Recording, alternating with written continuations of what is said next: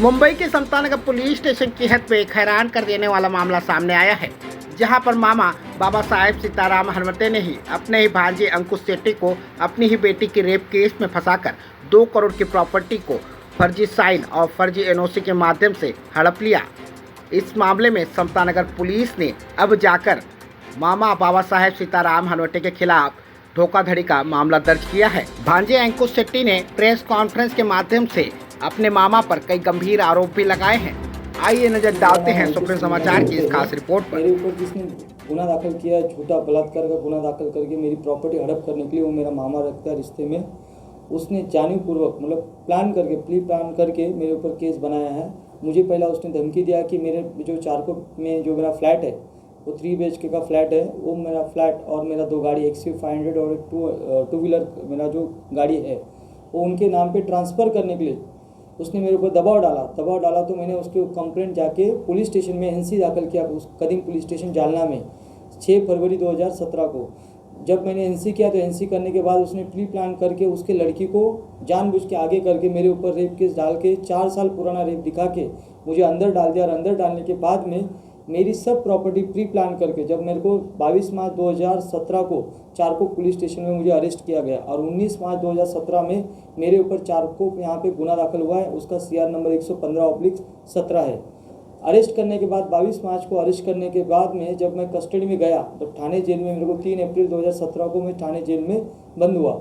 वहाँ पर मैंने कुल 6 साल 7 महीना वहाँ पर मैंने कस्टडी में दिन निकाले हुए हैं झूठे केस में।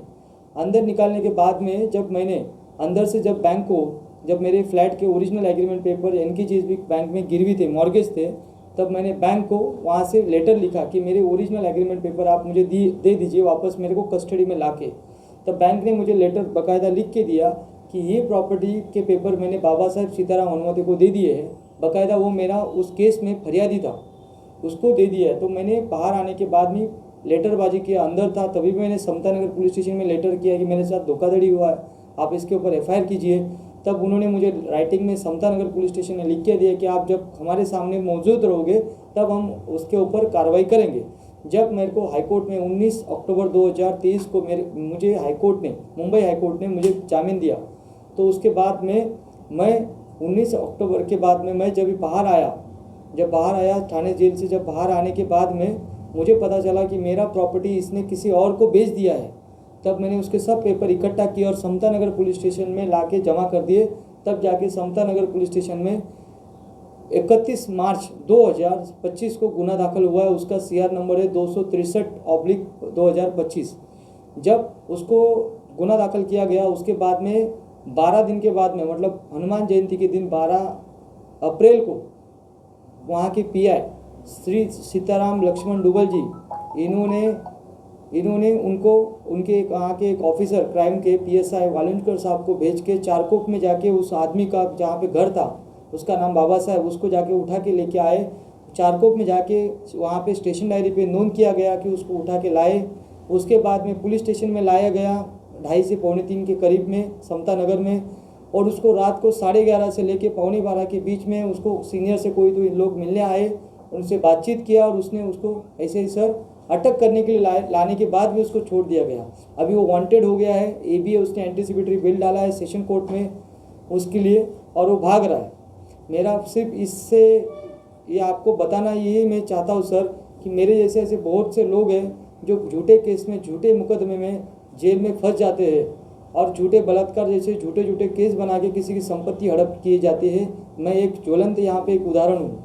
आपने जो पेपर दिखाए हैं अभी, उसमें जो मेडिकल रिपोर्ट आई है उसके हिसाब से लड़की के साथ कोई रेप वगैरह नहीं हुआ है, ऐसा पुष्टि हुई? मेडिकल में सर जो पेपर आया है उसमें क्लियर कट लिखा है कि लड़की जो है वो वर्जिन है, उसमें हाइमन इंटैक्ट है। मेडिकल रिपोर्ट में ऐसा लिखा गया है।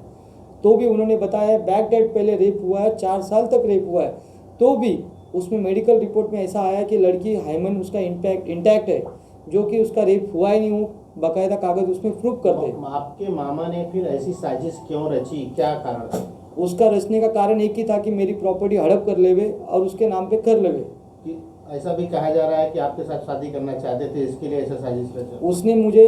उसने मुझे मैं जब मेरा अच्छा हुआ तब उसने मेरे पीछे लगा कि भाई मेरी लड़की आपके साथ में शादी करेगी, लेकिन उसमें मेरे पिताजी का भी विरोध था जो मेरे पिताजी बाजू में बैठे हैं उनका भी विरोध था और मेरा भी विरोध था। तो उसके बाद जब मेरा शादी हुआ उसके बाद में 4-5 महीने के बाद इसने ये सब षड्यंत्र रचना चालू कर दिया और मुझे फंसा के अंदर डाल दिया। करना चाहते हैं महाराष्ट्र सरकार से और प्रशासन से?